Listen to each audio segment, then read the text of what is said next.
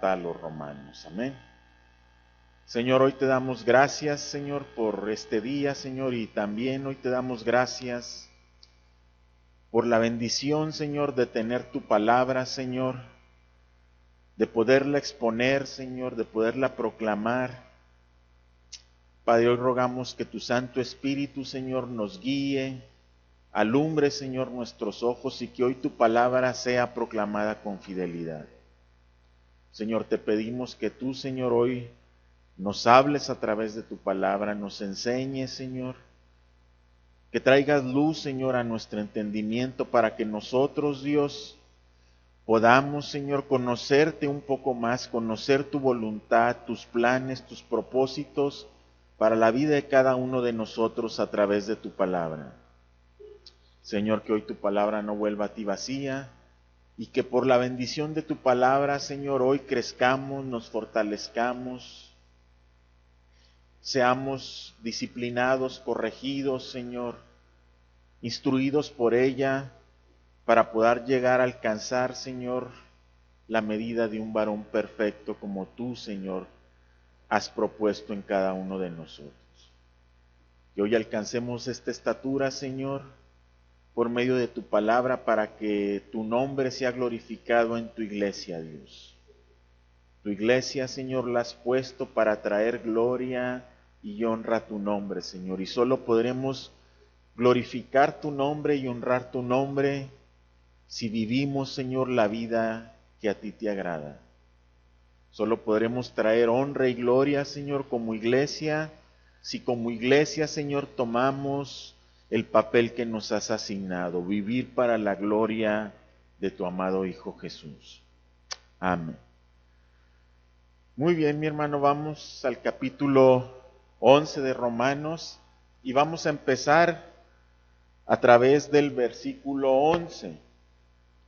El apóstol Pablo, hermano, está por terminar su argumentación sobre la elección de Israel, sobre la salvación y el plan de Dios para el pueblo de Israel, como lo hemos venido tocando y como la vez pasada mencionamos que fue necesario el que Dios endureciera el corazón, entenebreciera el entendimiento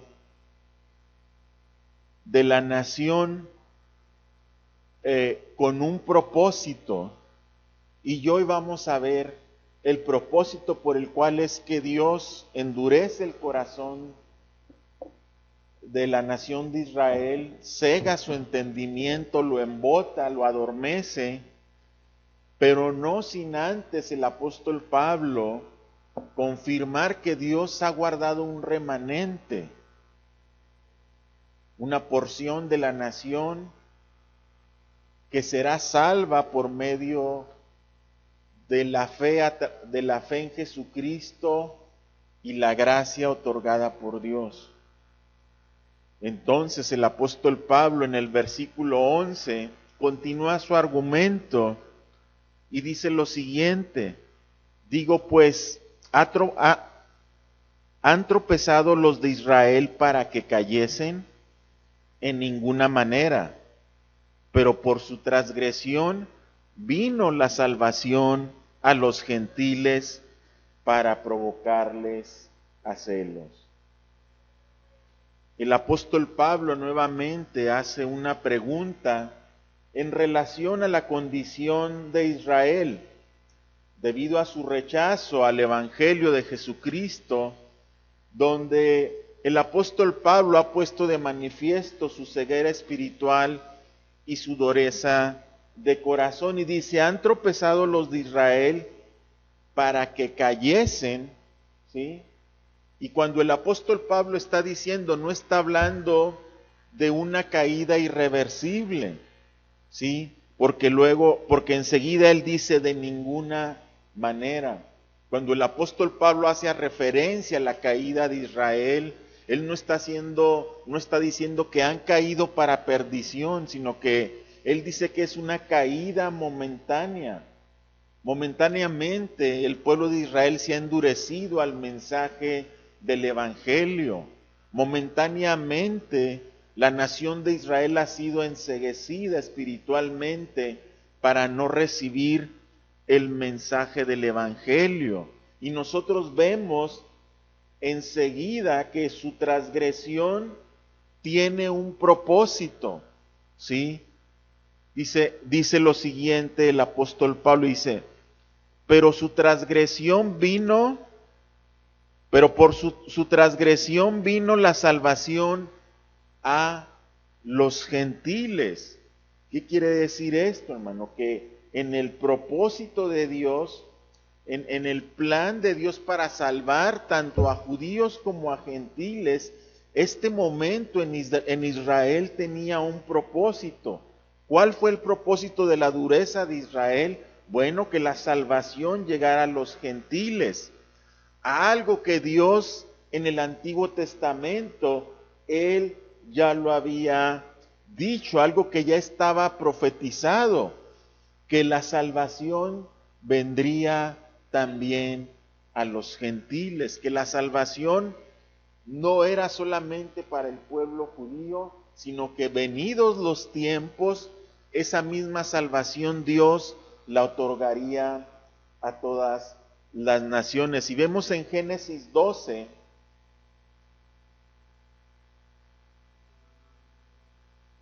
y versículo 13, lo que Dios le está diciendo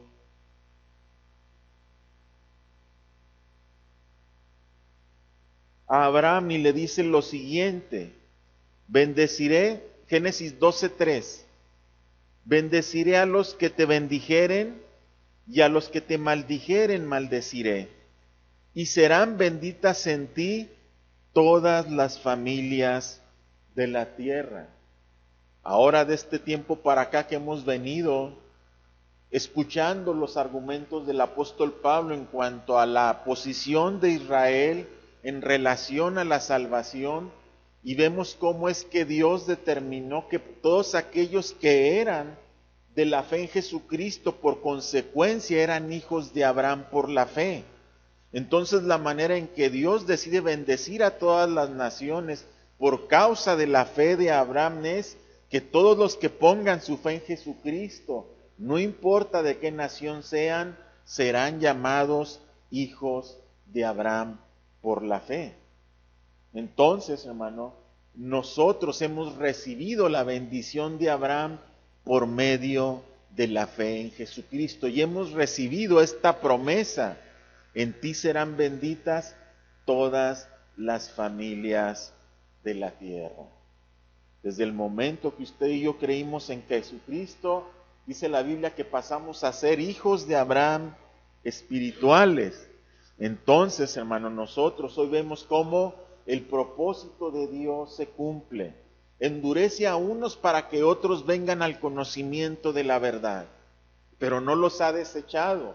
Su caída es temporal, su dureza es temporal, ¿sí? No permanecerán caídos para siempre, dice el apóstol Pablo. En Isaías 49 encontramos otro texto que hace alusión a esto que venimos hablando. Isaías 49 y versículo 6 dice, poco es para mí que tú seas mi siervo, para levantar las tribus de Jacob y para que restaures el remanente de Israel. También te di por luz a las naciones, para que seas mi salvación hasta lo postrero de la tierra. ¿Qué es lo que encontramos en este texto, hermano?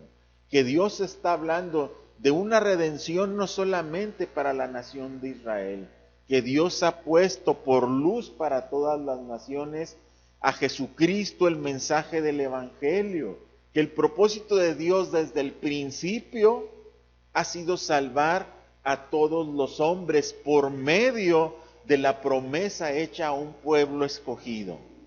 Amén. Entonces vemos cómo la promesa de Dios se viene cumpliendo, y vemos cómo en el tiempo del Nuevo Testamento esas promesas se materializan a través de la fe en Jesucristo. En Mateo capítulo 8,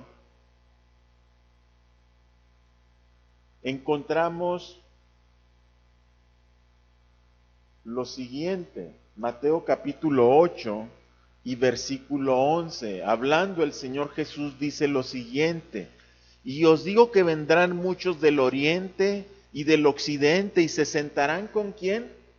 Con Abraham e Isaac y Jacob en el reino de los cielos. ¿Sí? Aquí vemos cómo el Señor Jesús no está hablando solamente de Abraham, sino que está hablando de los descendientes directos de Abraham, Isaac su hijo y Jacob el hijo de Isaac. Entonces el Señor Jesús está hablando y diciendo las promesas que hizo Dios anteriormente a Abraham se van a cumplir y vendrán pueblos de todas las partes de la tierra, de oriente, de occidente, y se sentarán junto a Abraham, Isaac y Jacob. Y no hay otra manera para estar sentado junto a Abraham, Isaac y Jacob si usted no ha puesto su fe y confianza en Jesucristo. Si usted tiene su fe y su confianza para salvación en otra cosa, usted va a estar sentado con cualquier otro, pero le aseguro que no va a estar con Abraham, Isaac y Jacob como el Señor lo ha dicho. No hay otro medio que Dios haya establecido para salvación que nuestra fe en Jesucristo. En Hechos capítulo 13 encontramos al apóstol Pablo y a Bernabé en Antioquía y sucede algo, un acontecimiento. Ellos a cada ciudad que llegaban visitaban las sinagogas, visitaban los templos judíos y empezaban a hablar el mensaje de Jesucristo a través de las Sagradas Escrituras del Antiguo Testamento. Y vemos cómo aquí el apóstol Pablo nos habla y nos dice cómo es que Dios ha determinado el tiempo de los gentiles para que ellos reciban el mensaje de salvación a través de Jesucristo. Y en el capítulo 13, versículos 44 al 48 dice lo siguiente: el siguiente día de reposo se juntó casi toda la ciudad para oír la palabra de Dios. Fíjese bien, pero viendo que en los judíos la muchedumbre se llenaron de celos. ¿Sí? ¿Qué es lo que hace Dios? Lo que acabamos de leer en Romanos, ¿qué hizo Dios con Romanos, con los judíos? Dice Pablo que los provocó a celos, como vamos a ver ahorita. Dice, se llenaron de celos y rebatían lo que Pablo decía, contradiciendo y ¿cómo? Blasfemando. La verdad no se puede contradecir con la verdad. Entonces, ¿qué tenían que hacer ellos? Blasfemar, decir una mentira, decir algo que Dios no había dicho. Y luego dice, entonces Pablo y Bernabé, hablando con denuedo, con fuerza, dijeron, a vosotros a la verdad era necesario que os hablase primero, hablando al pueblo judío que encontraba en Antioquía, hablando primero la palabra de Dios, mas puesto que la desecháis y no os juzgáis dignos de la vida eterna, he aquí nos volvemos a los gentiles, porque así nos ha mandado el Señor diciendo. Y el apóstol Pablo toma nuevamente un texto de las Escrituras y dice, te he puesto para luz ¿a quién?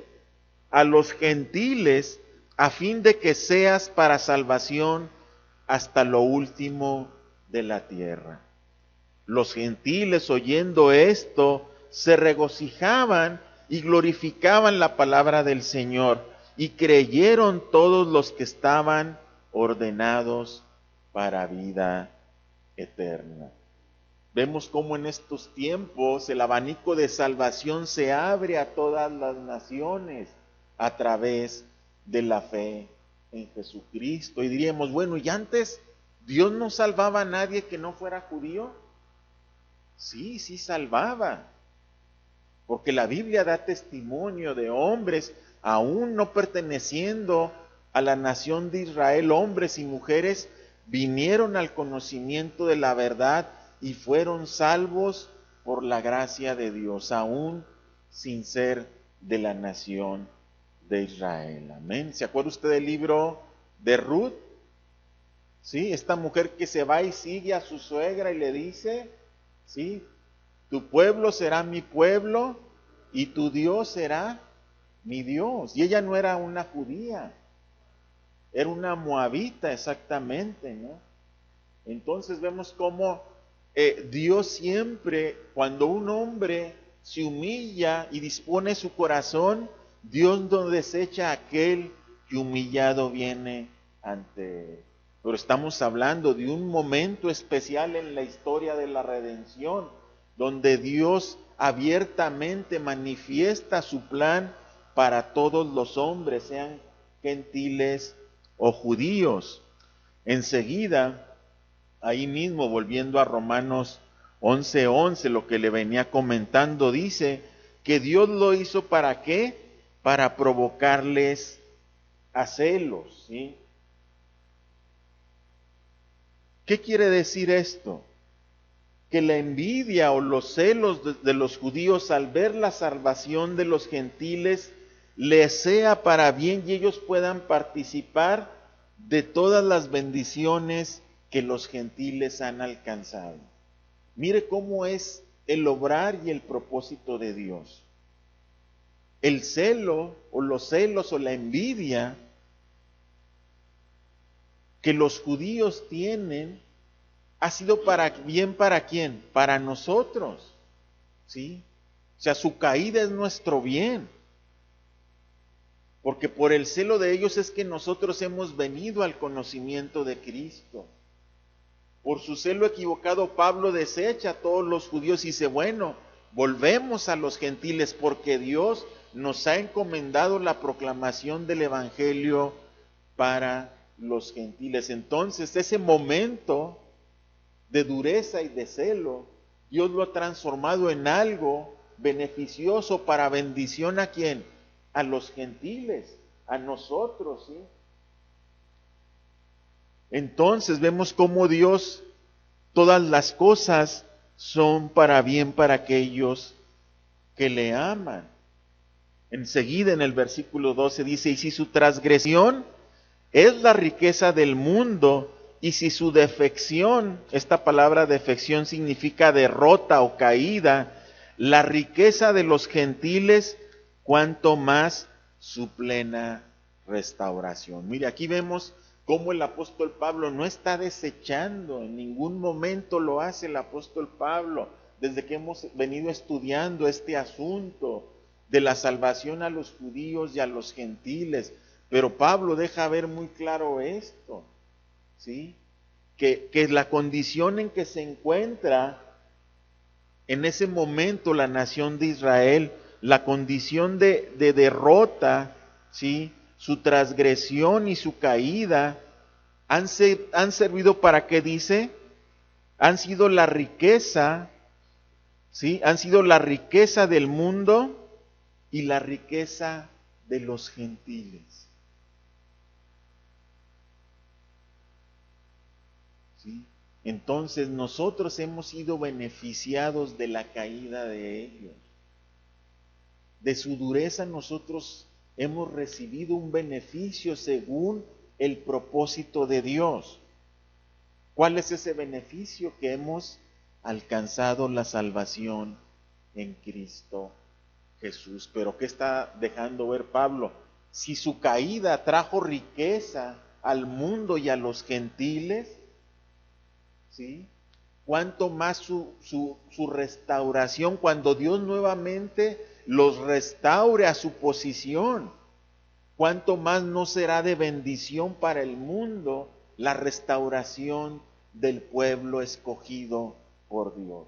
Si en su caída hay bendición, cuánta más bendición no habrá en su restauración, está diciendo el apóstol Pablo. Cuando la nación se levante nuevamente en fe, entonces habrá una mayor bendición para el mundo. Es lo que está diciendo el apóstol Pablo en ese versículo. Amén. Y enseguida el apóstol Pablo dirige, en el versículo 13, se dirige específicamente a un grupo de personas. Acuérdense que en las iglesias del Nuevo Testamento había judíos y gentiles congregándose para alabar a Dios. Por la fe habían venido, pero por el tema que el apóstol Pablo está tratando, donde él deja ver que la nación de Israel está caída, que nosotros no debemos desecharlos por su posición. Enseguida el apóstol Pablo habla y dice lo siguiente: porque a vosotros hablo, gentiles. Aquí el apóstol Pablo se está refiriendo directamente a los gentiles que había en la iglesia. ¿Por qué razón?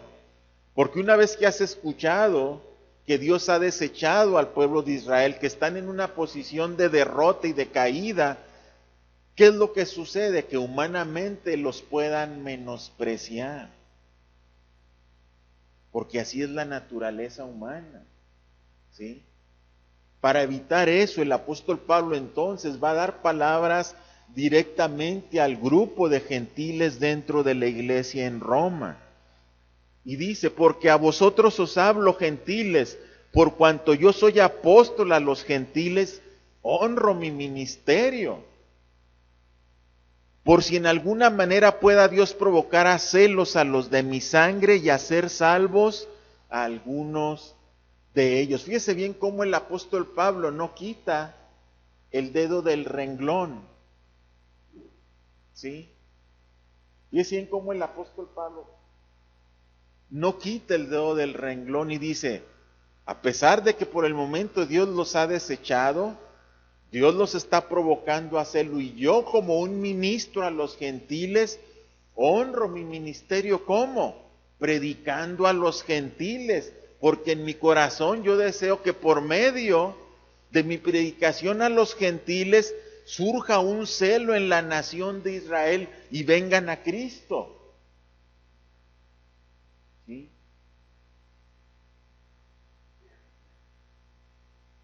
Versículo 15: porque si su exclusión es la reconciliación del mundo, ¿qué será su admisión sino vida entre los muertos? Nuevamente, el apóstol Pablo, hermano, hablando de la exclusión momentánea, del rezago momentáneo que Dios le ha dado a Israel. ¿Para qué? ¿Sí? Para que en ese momento, ¿sí?, nosotros, el mundo, pueda reconciliarse con Dios, todo el pueblo gentil venga a los pies de Cristo. Pero así como es gloriosa nuestra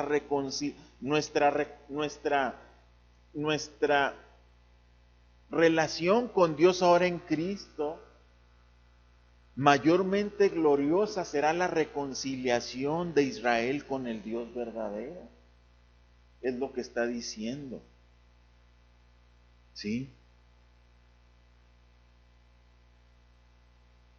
A tal grado será de gloriosa que el apóstol Pablo dice que esta, ¿sí?, nueva reconciliación o admisión del judío con Cristo consistirá, dice, y dice: ¿qué será su admisión sino vida entre los muertos? ¿A qué está haciendo referencia el apóstol Pablo?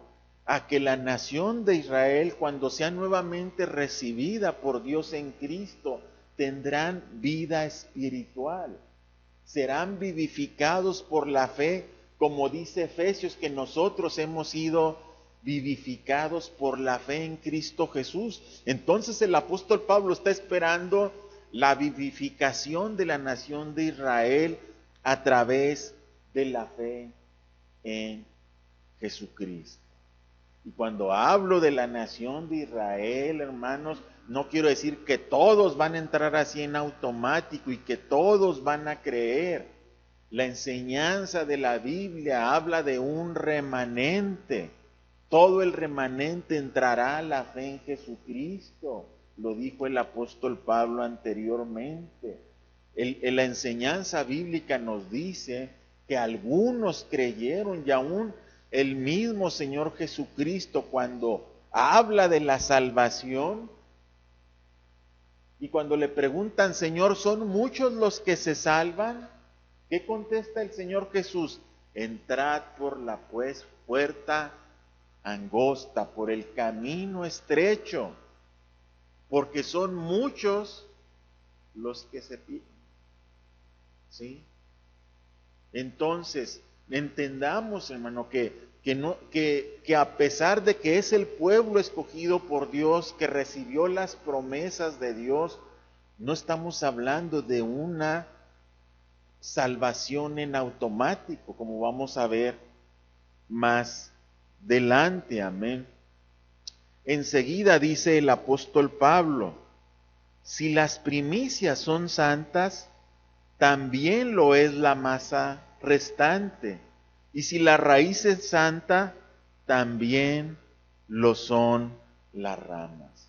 ¿A qué se está refiriendo el apóstol Pablo cuando habla de las primicias? ¿Quiénes son las primicias? Los primeros que creyeron, Abraham, Isaac y Jacob. Entonces, como ellos fueron santos, como ellos fueron el primer fruto que se dio en el propósito de Dios de salvar a todos, ¿sí? Cuando venga el tiempo de la restauración de Israel, ellos son las ramas, ¿sí? Si las primicias fueron santas, entonces los que después crean igualmente serán santos o recibirán la promesa de santificación en Cristo Jesús. Dice, pues si algunas de las ramas fueron desgajadas o cortadas, acuérdese que le está hablando a los gentiles, y tú siendo olivo silvestre, has sido injertado en lugar de ellas y has sido hecho participante de la raíz y de la rica savia del olivo, no te jactes contra las ramas, y si te jactas, sabe que tú no sustentas, que no sustentas tú a la raíz, sino la raíz a ti. Fíjese bien a dónde está yendo el apóstol Pablo.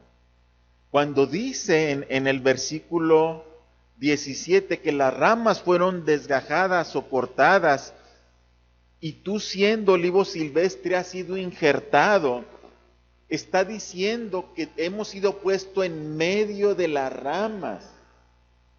¿Sí? Le está diciendo al gentil que su lugar en la bendición que Dios dio a Abraham, que el gentil no ha tomado el lugar del judío, sino que entre los judíos Dios ha injertado al pueblo gentil. Por un tiempo Dios ha cortado unas ramas. ¿Para qué? Para dar espacio a que entren los gentiles, sean puestos entre las ramas del buen olivo, ¿sí? Como lo vamos a ver más adelante, como el apóstol Pablo está haciendo una exhortación al creyente, al cristiano gentil, para que no deseche al pueblo judío, como vivimos en un mundo donde ahorita así se vive. A todos aquellos que desechan al pueblo de Israel, ¿cómo se les llama? ¿Sí sabe? Antisemitas. Y los hombres los desechan y dicen, es que ellos crucificaron a Cristo, es que ellos, ¿sí? No, el apóstol Pablo está diciendo, no. Ustedes que son olivos silvestres han sido injertados entre las ramas del buen olivo. Cortó Dios unas ramas.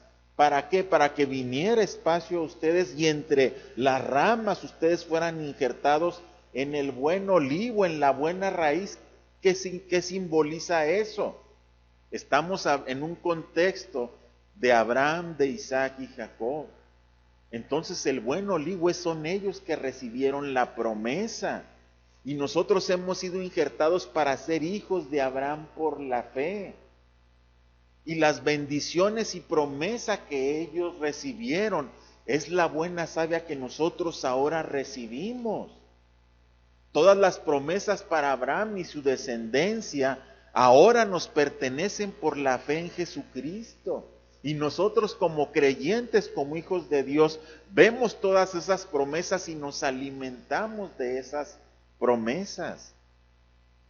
porque hemos sido hechos hijos de Abraham, hijos de la promesa, como lo fue Isaac por la fe en Cristo Jesús. Por eso Pablo dice en el 18, ¿sí?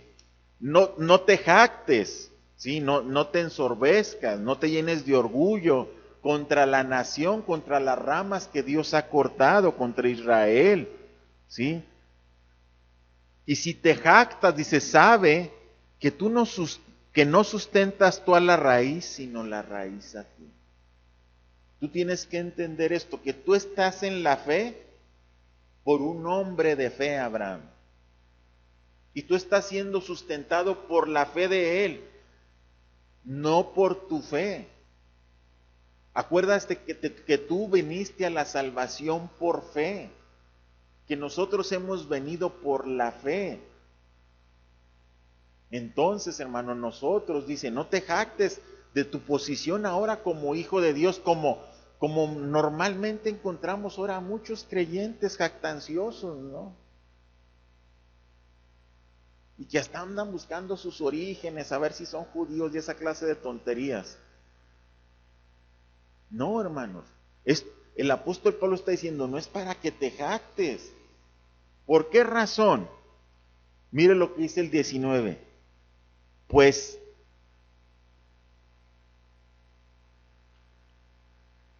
las ramas, dirás, fueron desgajadas para que yo fuese injertado.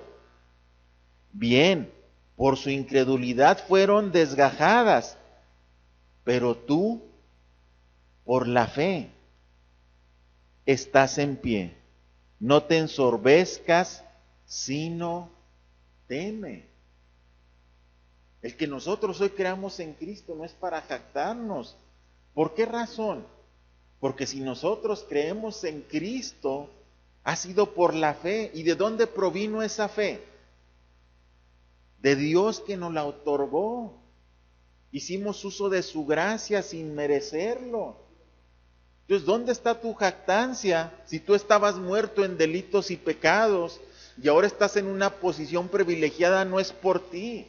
Fue Dios que tuvo de ti misericordia y te sacó de la posición muerta, pecaminosa y perdida en la que te encontrabas. Entonces no tienes nada de qué jactarte, ni de qué criticar a los que Dios momentáneamente ha cortado. ¿Sí? Al contrario, teme. ¿Sí? Termina el versículo diciendo, no te ensoberbezcas, sino teme, dice, porque si Dios, versículo 21, no perdonó a las ramas naturales, ¿a qué más dice? A ti tampoco te perdonará.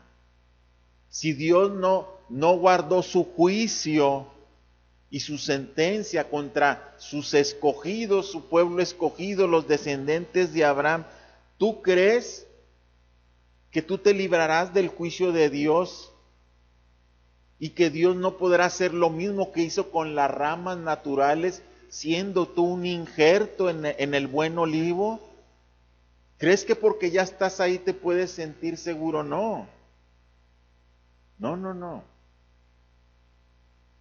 Si Dios no pensó en cortar las ramas genuinas, los descendientes de Abraham, en la carne y sangre, ¿tú crees que a ti Dios no te podrá hacer lo mismo? Si no los perdonó a ellos, a ti tampoco te perdonará. Mira pues la bondad y la severidad de Dios. La severidad ciertamente para con los que cayeron, pero la bondad para contigo si permaneces en esa bondad, pues de otra manera tú también serás cortado. Mire,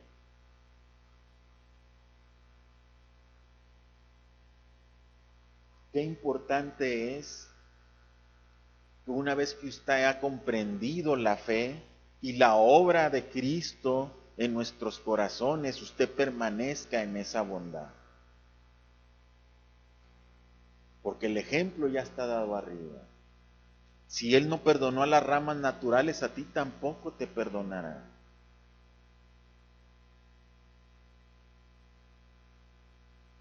El, el apóstol Pablo, hermano, está haciendo ver que Dios está haciendo pasar a la nación de Israel por un tiempo de disciplina, por su dureza de corazón. ¿Sí? Y la disciplina siempre tiene un costo. ¿Sí? Entonces, hermano, si nosotros no tenemos cuidado, si nosotros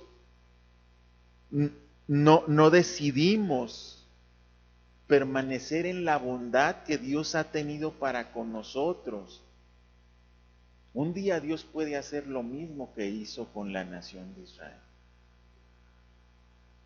Un día usted puede ser desechado, aunque no para siempre, pero será un tiempo de dura aflicción en su vida.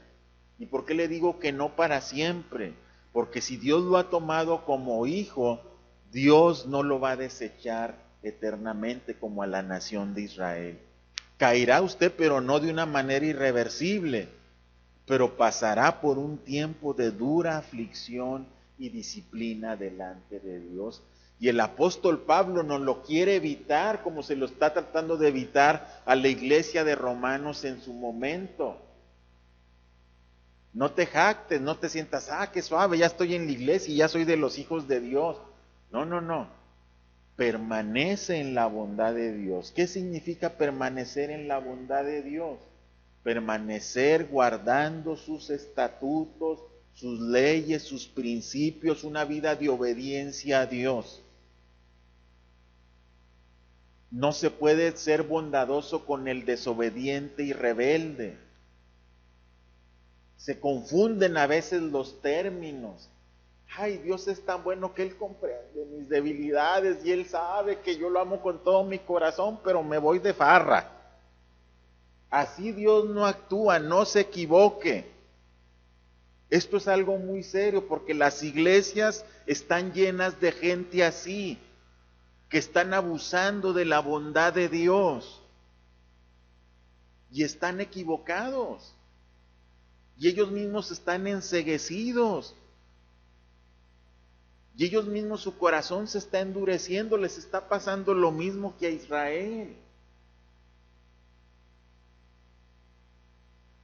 Y el apóstol Pablo le está diciendo a la iglesia, les hablo a ustedes gentiles, permanece en la bondad de Dios, permanece una vida de obediencia a Dios, no te salgas de la gracia de Dios, no permitas que el diablo te engañe con mentiras de que al cabo Dios ya no me va a dejar, ya me salvó, sí, ya te salvó. Pero Dios al que ama disciplina y azota a todo aquel que toma por hijo. Y si tú quieres probar la disciplina de Dios, allá tú. ¿Sí? Pero la Biblia dice en ese mismo contexto, horrenda cosa es caer en manos de un Dios vivo. Horrenda cosa es que Dios te discipline y te azote. Por ahí hay un dicho en el mundo que dice que Dios, ¿qué? No, hay otro. Dios azota sin qué? Sin palo y sin cuarta. ¿Qué están diciendo? Que las formas en que Dios disciplina, ¿sí?, no son momentáneamente dolorosas como es el palo y la cuarta, ¿no?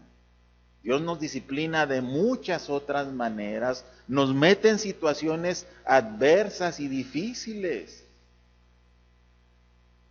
Y no son momentáneas, la disciplina de Dios puede durar años, porque así lo enseña la palabra, así son los ejemplos de la palabra de Dios. Por eso el apóstol Pablo está siendo compasivo con la iglesia. Por eso le está dando esta advertencia. Permanece en la bondad de Dios. Dios es misericordioso. Dios es bondadoso con sus hijos, pero con aquellos que viven en su temor y le buscan continuamente. aquellos que cada día están buscando su voluntad. Por eso es que les dicen, no seas altivo por tu posición en la que ahora estás. Recuerda de dónde vienes, eres olivo silvestre. No dabas un buen fruto para Dios. No servías para nada. Ten cuidado y medita y razona lo que Dios ha hecho contigo. Estás en una posición privilegiada. Te ha injertado en el buen olivo para que te alimentes de su savia. Entonces esa ramita de olivo silvestre, inservible, infructífero, cuando se empieza a alimentar de la savia del buen olivo, empieza a dar un fruto que agrada a Dios. Si nosotros vemos en una persona que se dice creyente y que se dice injertado al buen olivo, pero en la rama no vemos frutos dignos del Señor, lo pegaron con chicle. No le va a rendir ningún fruto al Señor. No se está alimentando de la savia que está brotando del olivo. Esta rama no pegó. Entonces, el apóstol Pablo amorosamente está advirtiendo y exhortando a la iglesia: no te jactes de tu posición, ten cuidado, permanece en la bondad de Dios. No confíes en ti, ni en tu nombre, quién eres ahora, ni de todo lo que Dios ha dicho que ahora somos. No es para ensoberbecernos ni para gloria nuestra, es para gloria de su nombre. Entonces, todo lo que yo haga tiene que ser para gloria de Dios. A tal grado que dice la Biblia que ya sea que comamos o bebamos, sea para la gloria de Dios. Cosas tan simples, tan cotidianas que hacemos, que es el comer y beber. Hasta en eso tenemos que pensar si lo que estoy comiendo o tomando trae gloria a su nombre. A este grado llega, ¿sí?, lo que está diciendo el apóstol Pablo de nuestra posición en Cristo. Versículo 23 dice: y aún ellos, si no permanecieren en incredulidad, hablando de la nación de Israel, serán injertados, pues poderoso es Dios para volverlos a injertar. Porque si tú fuiste cortado del que por naturaleza es olivo silvestre, y contra naturaleza fuiste injertado en el buen olivo, cuánto más estos que son las ramas naturales serán injertados en el propio olivo. Mire lo que pasa con nosotros, hermano. Mire lo que está diciendo el apóstol Pablo. Dios no nos podía tomar en nuestra condición y venir a injertarnos a ser parte de su pueblo si primero no nos hubiese limpiado a través de la sangre de Jesús. Al pueblo de Dios no puede ser injertado un pecador, es lo que está diciendo. Eras un olivo silvestre y contra tu naturaleza éramos pecadores empedernidos, muertos en delitos y pecados, dice la Biblia. Cuando venimos a Cristo, hermano, entendimos que contra nuestra naturaleza empezamos a dar un fruto digno del Señor y empezamos a renunciar a todo pecado y a todo lo oculto y a toda maldad, aunque nuestro ser y nuestros miembros nos arrastraran a eso, porque esa era nuestra naturaleza. Contra esa naturaleza Dios nos injertó en Cristo, en sus promesas, para dar un fruto digno para el Señor. Por eso es que el creyente siempre es una vida contra su naturaleza. Nacimos pecadores. Cuando venimos a Cristo, nos arranca Dios del olivo silvestre y nos pone en el buen olivo, pero seguimos trayendo, hermano, la herencia del olivo silvestre, la naturaleza pecaminosa. Pero una vez que el olivo está empezando a alimentarse de la savia de Dios, injertado en el buen olivo, acostumbrados a dar frutos malos, empezamos a dar un fruto bueno para Dios. Y nosotros mismos no nos explicamos cómo es que yo ahora estoy así, cómo es que yo dejé este tipo de vida, cómo es que yo dejé vicios, cómo es que yo pude dejar tantas cosas que creía que nunca las podía dejar. Eso es ir en contra de la naturaleza. Ese es un olivo plantado, injertado en el buen olivo. Empezamos a ver nuestra vida, que empezamos a dar un fruto que normalmente no dábamos. ¿De dónde saqué yo este amor por mis enemigos, por los que no me quieren? ¿De dónde saqué yo esta paciencia para con los débiles? ¿De dónde tengo yo este gozo que ahora no necesito de la fiesta y la juerga y la tomada para sentirme alegre? Porque este gozo no es momentáneo, ya que él era momentáneo. Empezamos a dar un fruto que va en contra de lo que éramos. Ese es el resultado del buen olivo, ese es el resultado de estar en el lugar donde Dios nos ha injertado.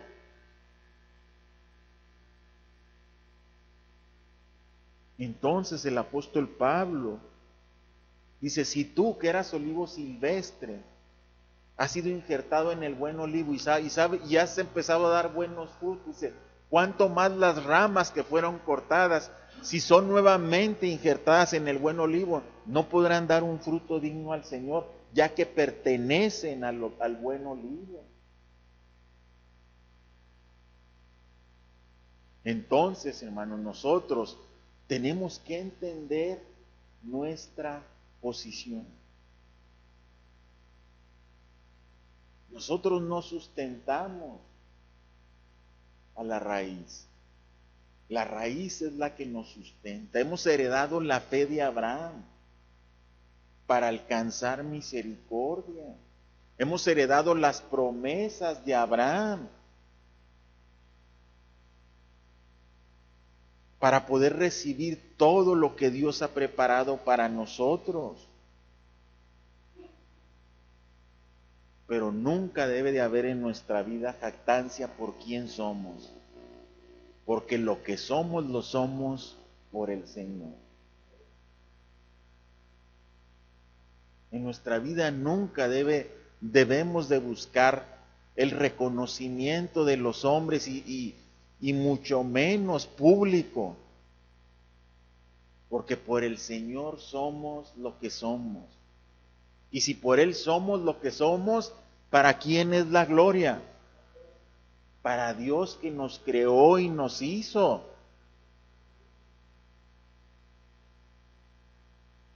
Cuando un inventor hace un gran invento,